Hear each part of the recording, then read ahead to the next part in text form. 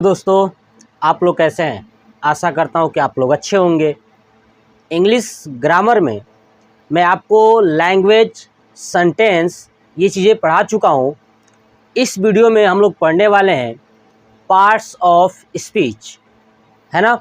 समझते हैं सबसे पहले कि पार्ट्स ऑफ स्पीच का मतलब क्या होता है। देखिए, पार्ट्स का मतलब होता है भाग, स्पीच का मतलब होता है बोलना, है ना। यानी जो भी शब्द हम बोलते हैं, है ना, उस शब्द के, इस वाक्य के क्या क्या भाग हैं, या उस वाक्य में कौन कौन सा शब्द है, वो किस किस रूप में प्रयोग होता है, ये हमें बताता है पार्ट्स ऑफ स्पीच, है ना।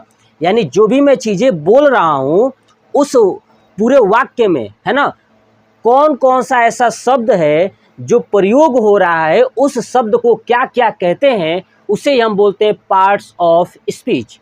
ठीक है। और ये टोटल जो शब्द है जो हम लोग प्रयोग करते हैं एक बोल चाल के लिए, वो टोटल पार्ट्स ऑफ जो स्पीच है वही शब्द टोटल होता है। अब समझते हैं कि आखिर में पार्ट्स ऑफ स्पीच होती कितनी है। तो मैं आपको बता दूं कि पार्ट्स ऑफ स्पीच टोटल 8 प्रकार के होते हैं। कितने प्रकार के?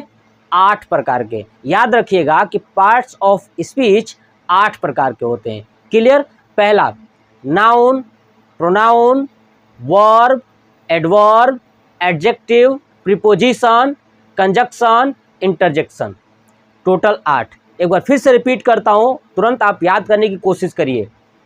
Noun, pronoun, verb, adverb, adjective, preposition, conjunction, interjection. यानी टोटल 5 और 3 8।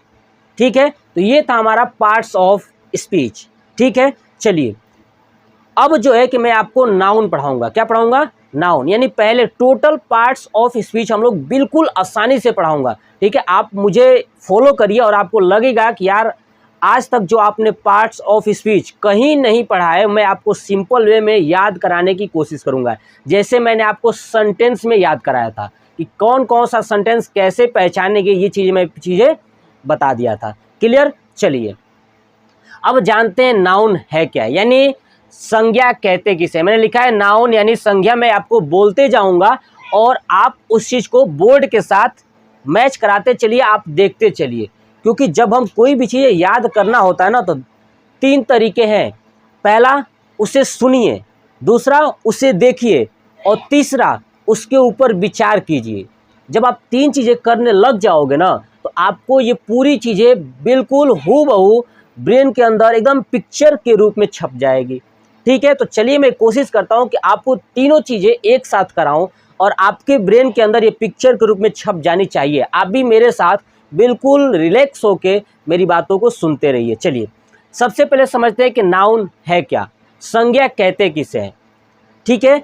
यानी संज्ञा वह शब्द होता है जो किसी व्यक्ति, वस्तु तथा स्थान का नाम बताता है। संज्ञा वह शब्द होता है जो किसी व्यक्ति, वस्तु तथा स्थान के नाम को रिप्रेजेंट करता है, यानी बताता है, वो संज्ञा होता है। यानी ध्यान सुने, नाम लिखा है नाउन, तो नाउन से नेम, नाउन से नेम, है ना। नाउन में भी 4 लेटर है, NOUN और NAME। नेम में भी 4 लेटर है। ठीक है। तो नाउन से नेम। ठीक है। यानी किसी भी चीज का अगर नाम आप बताते हो, वो क्या होगी? संज्ञा होगी। मैंने इंग्लिश में भी डिफिनीशन लिखा हुआ है, अ नाउन इज ए, ठीक है, a noun is a word used as a name of person, place और थिंग। देखिए, noun is a word used as a name of person, place और थिंग। यानी किसी व्यक्ति, वस्तु तथा स्थान के नाम को संज्ञा कहते हैं। क्लियर? चलिए, अब ये संज्ञा में हम लोग क्या क्या पढ़ने वाले हैं, मैं आपको थोड़ा सा इंट्रोड्यूस कर दूं कि संज्ञा के अंतर्गत हम 3 चीज़ें पढ़ने वाले हैं। पहला, टाइप्स ऑफ नाउन, है ना, यानी नाउन कितने प्रकार के होती हैं, संज्ञा कितने प्रकार की होती हैं। दूसरा, हम लोग पढ़ेंगे जेंडर। क्या पढ़ेंगे? जेंडर यानी लिंग। लिंग कितने प्रकार की होती है, इस नाउन में पढ़ेंगे। तीसरा पढ़ेंगे नंबर्स, यानी एक वचन, द्विवचन, ये सब हम लोग पढ़ने वाले हैं नंबर्स में, यानी सिंगुलर एंड प्लूरल। ठीक है, तो चलिए सबसे पहले हम लोग इस वीडियो में पढ़ते हैं टाइप्स ऑफ नाउन। उसके नेक्स्ट पार्ट में मैं आपको जेंडर पढ़ाऊंगा, ठीक है, उसके बाद आपको नंबर्स पढ़ा दूंगा। क्लियर? 3 पार्ट्स में पूरा नाउन कंप्लीट हो जाएगा। चलिए जानते हैं कि नाउन कितने प्रकार की होती हैं। चलिए देखिए टाइप्स ऑफ नाउन।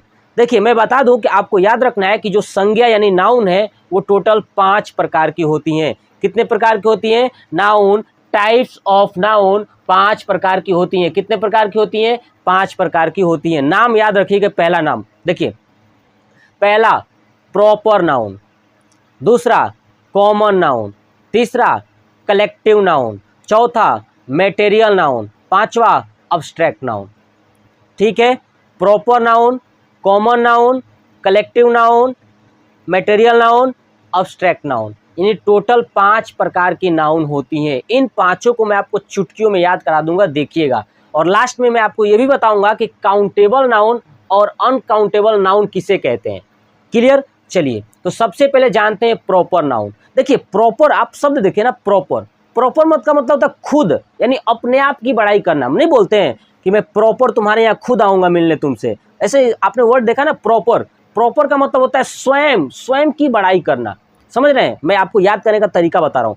प्रॉपर का मतलब क्या समझिए कि स्वयं की बड़ाई करना, यानी अपने आप को खुद किसी के सामने प्रस्तुत करना, है ना, उसी को बोलते हैं प्रॉपर नाउन। यानी कोई भी ऑब्जेक्ट हो, दुनिया की कोई भी वस्तु हो जो स्वयं अपने आप में एक नाम हो, स्वयं का खुद का नाम हो, वो सभी प्रॉपर नाउन कहलाती है। अरे समझ ना, यानी जिसका खुद का नाम होता है वो सभी क्या है? Proper noun. जैसे राम, ठीक है, राम, तो राम एक खुद का नाम है। अजय, जैसे मेरा नाम अजय है तो मेरा खुद का एक नाम है ना। तो जो नाम होगा, दुनिया की जितनी भी वस्तुएं हैं जिसका खुद का पर्सनल कुछ ना कुछ नाम होगा, उसी हम प्रॉपर नाउन कहते हैं। ठीक है, जैसे दिल्ली, दिल्ली देखिए, दिल्ली एक नाम है। दिल्ली क्या है? नाम है। इंडिया, इंडिया एक क्या है? नाम है। ठीक है, मेरा जिला जो है कि बलिया, बलिया भी क्या है? एक नाम है। तो ये सब कौन सा नाउन है? Proper noun. ठीक है, ऐसे ही गंगा रिवर, गंगा रिवर यानी गंगा नदी, गंगा भी क्या है? एक नाम है। ठीक है, अगर आपसे केवल मैं पूछता कि रिवर, तो वो आंसर अलग होगा, लेकिन देखिए उसके पहले क्या लगा है? गंगा। तो गंगा एक नाम है और उसके साथ रिवर यानी गंगा रिवर, ये भी क्या है? Proper noun. यानी दुनिया की जितनी भी वस्तुएं हैं अगर उसका आप नाम लेते हो वो सभी प्रॉपर नाउन कहलाती है। क्लियर? चलिए दूसरा आते हैं कॉमन नाउन। क्या है? Common noun. अब देखिए नाम लिखा है कॉमन, नहीं बोलते हैं तुम यार सबसे कॉमन हो, अलग हो। कॉमन मतलब क्या होता है? अलग, यानी यूनिक। तुम सबसे अलग हो यानी कॉमन हो, इसका मतलब समझिए। देखिए जो प्रॉपर नाउन था ना, उसमें प्रॉपर किसी न किसी का नाम बताता था, लेकिन जो कॉमन रहेगा इसमें प्रॉपर किसी का नाम नहीं लेगा, बस कि एक ही ऐसा शब्द बोलेगा जिसमें बहुत सारे लोग आ जाएंगे। कॉमन में याद रखिए कि तुम सबसे कॉमन हो, इसका मतलब ये है कि किसी एक का नाम लिया जाएगा तो उसके अंदर सब आ जाएंगे, वो क्या है? कॉमन है। घर में जैसे देखिए आप अगर बैठ के मेरा वीडियो अगर देख रहे हो तो आप एक क्या हो? कॉमन हो। क्या हो? कॉमन हो। अब जो आपके पास मेरे द्वारा बताई गई जो जानकारियां है, अगर वो आपके दिमाग में फिट हो जाएगी तो वो सबको आप बता सकते हो, यानी आप सबके लिए क्या हो? कॉमन हो। ऐसे ही कॉमन नाउन यही कहता है कि सबसे ये एक यूनिक होगा, उसके अंदर बहुत सारे लोग होंगे। उसके अंदर क्या होगा? बहुत सारे लोग। अब लोग का मतलब ये होता है कि जब आप एक का नाम लोगे ना तो उसमें उसके अंदर बहुत सारे नाम लिया जा सकता है। जैसे एग्जाम्पल के तौर पे सुनिए, जैसे मैं आपसे कहता हूं सिटी, जैसे मेरा सिटी है बलिया। अब आप बताइए क्या आपके गांव में, आपका गांव जो है वो भी तो किसी सिटी में होगा, है ना। तो सोचिए पूरी दुनिया के लिए जो सिटी शब्द है वो कॉमन है। क्यों? क्योंकि जैसे मैं सिटी का नाम लूंगा तो पूरी दुनिया में सिटी है, सब आ जाएंगे उसके अंदर, राइट। ऐसे ही मैंने नाम लिया विलेज, यानी गांव, विलेज। अब बताइए विलेज, क्या मेरा ही एक विलेज है? ऐसा तो है नहीं, पूरे दुनिया में विलेज विलेज है ना। तो जिसका नाम लूंगा वो पूरी दुनिया में वो होगा। ठीक है, तो वो ये प्रॉपर नाम नहीं है क्योंकि पूरी दुनिया में है, इसलिए ये नाम नहीं है। अगर पर्टिकुलर मेरा खुद का होता तो ये प्रॉपर नाउन चला जाता है। आ रहा समझ में ना? चलिए तो ये क्या हो गया? City, village. ऐसे ही कंट्री, कंट्री, देश। अब बताइए इंडिया हमारा देश है, चाइना भी देश है, पाकिस्तान भी देश है, जापान भी देश है, अमेरिका भी देश है, सब तो देश ही है। तो हमने क्या नाम लिया? कंट्री। अब बताइए, क्या कंट्री के अंदर किसी एक का नाम लिया? नहीं, उसके अंदर बहुत सारी आ जाएंगी। यानी ये खुद का कॉमन है, अपने आप में अलग है, क्योंकि इसके अंदर बहुत सारे लोग हैं। अगर यही मैं कहता चाइना, तो अब देखिए चाइना कंट्री तो है, लेकिन मैंने कंट्री के अंदर भी चला गया और जाके पूछा कि चाइना, तो चाइना एक नाम हो गया, क्योंकि अब चाइना और है ही नहीं, यानी एक है, इसलिए वो प्रॉपर था। और जब एक का नाम लेंगे उसके अंदर बहुत सारे हो जाएंगे, वो सब क्या है? Common noun. जैसे बॉय, लड़का। अब बताइए, मैं लड़का हूं, जो वीडियो देख रहे हैं आप लोग, बॉयज हो सकते हैं, गर्ल्स हो सकते हैं, बहुत सारे बॉयज हो सकते हैं। तो बताइए, मैंने कहा बॉय, तो बॉय का मतलब मैंने थोड़ी कहा कि बॉय का नाम मैंने तो नहीं बताया, अब मैंने कहा सिर्फ बॉय। तो बॉय में से सभी बॉय हो सकते हैं ना, पूरे इंडिया के बॉय हो सकते हैं। गर्ल में क्या हो सकते हैं? पूरे इंडिया के गर्ल हो सकते हैं। अरे समझ में ना, मैं आशा करता हूं कि आपको मेरी बातें बहुत ही सिंपल वे में समझ में आ रही है। अगर ये आपको समझ में आ रहा है तो एक लाइक करिएगा, कमेंट जरूर करिएगा कि आपको ये वीडियो कैसा लगा।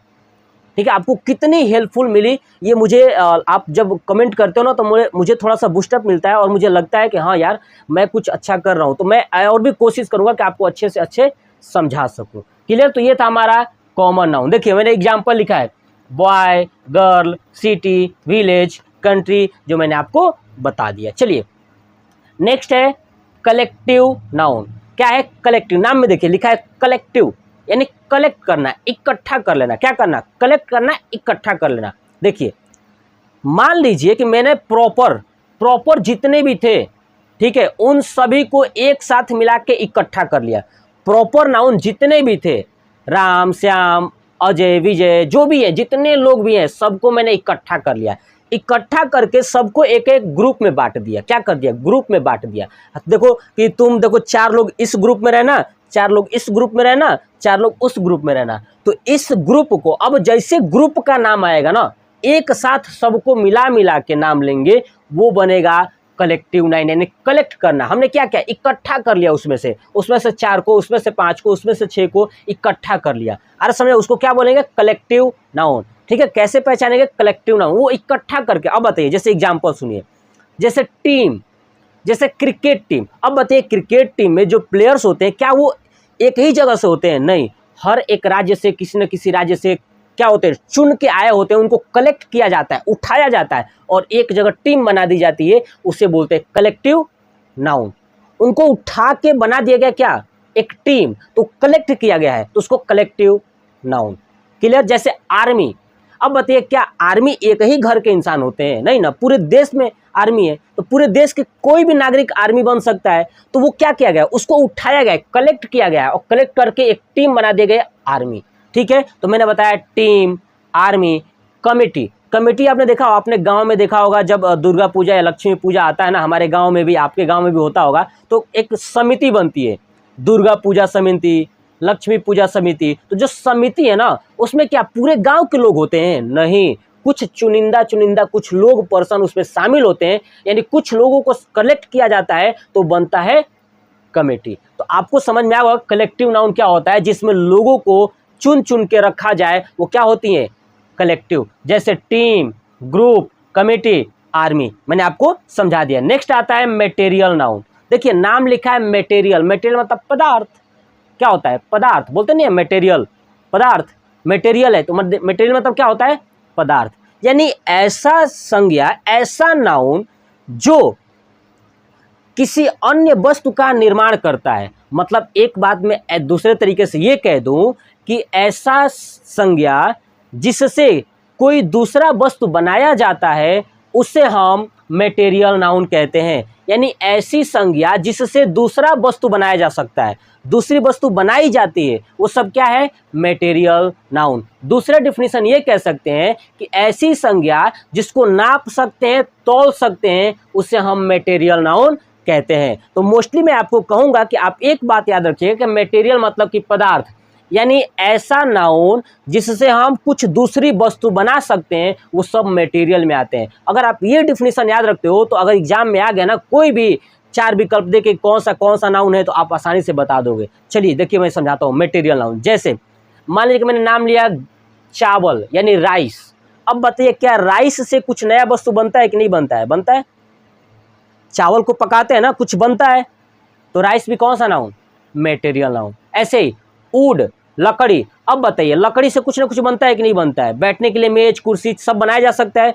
यानी ऐसा नाउन जिससे कुछ ना कुछ बनाया जा सकता है वो सब मेटेरियल नाउन्स होते हैं। जैसे मैंने बताया लकड़ी, वुड, है ना, राइस, व्हीट यानी गेहूं, है ना, व्हीट यानी गेहूं, गेहूं से भी क्या बनाया जाता है? आटा, आटे से रोटी, ये सब बनाया जा सकता है। ऐसे गोल्ड, गोल्ड से क्या बनाया जाता है? ज्वेलरी बनाई जाती है ना, ज्वेलरी जो है किससे बनाई जाती है?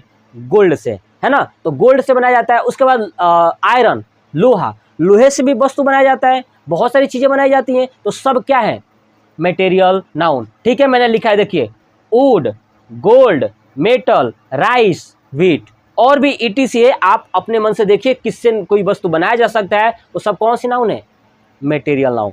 ठीक है, जैसे मैं आपको नाम लूँ ऑयल, ऑयल मतलब तेल। अब सोचिए, आप सोचेंगे तेल से क्या बनाया जाता है? देखिए ना, तेल को हम प्रयोग करके उसमें पूड़ी पुआ वगैरह छानते हैं, है कि नहीं? ठीक है, वो भी क्या है? Material noun. क्लियर? चलिए अब आते हैं लास्ट, अब्स्ट्रैक्ट नाउन। क्या है? Abstract noun. देखिए नाम लिखा है अब्स्ट्रैक्ट, अगर आप इसमें का BS गायब कर दोगे ना तो पढ़ेंगे अट्रैक्ट, किसी चीज को आकर्षित करना, अट्रैक्ट, आकर्षित करना। तो अब पढ़िए अब्स्ट्रैक्ट।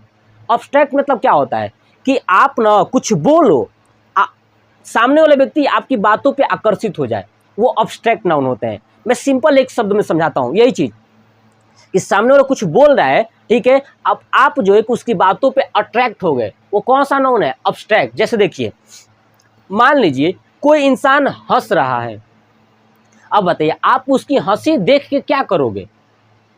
आपके अंदर कुछ फील होगा, सिर्फ महसूस होगा, आप कुछ कर नहीं पाओगे।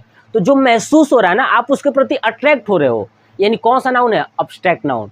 ठीक है, क्या है? जैसे लाफ्टर, लाफ्टर मतलब कि हंसी। अगर मान लीजिए कि मैं हंस रहा हूं, तो आपको देख के क्या हुआ? इससे कुछ नहीं, आपने सिर्फ महसूस किया, है ना, आपने क्या किया? उसको सिर्फ महसूस किया।